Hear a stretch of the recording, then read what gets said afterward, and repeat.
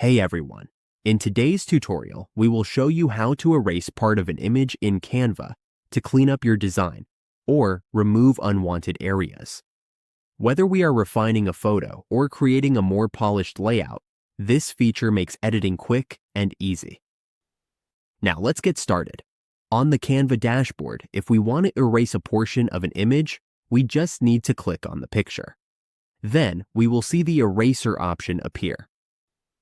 We can use the Magic Eraser, which is a premium tool, or the Pixel Eraser.